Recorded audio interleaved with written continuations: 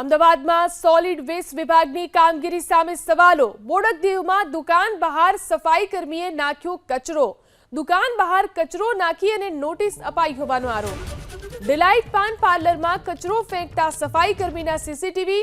સફાઈ કર્મચારી દુકાનની બહાર કચરો ફેંકતો જોવા મળ્યો। સોલિડ વેસ્ટ વિભાગના આસિસ્ટન્ટ ઇન્સ્પેક્ટરનો દાવો। મીડિયામાં ખોટી રજૂઆત કરે છે દુકાનદાર। તો જોઈ શકાય છે આ દ્રશ્યોની અંદર કઈ રીતે દુકાનની બહાર આ જે સફાઈ કર્મચારી છે તે કચરો ઠાલવી રહ્યો છે।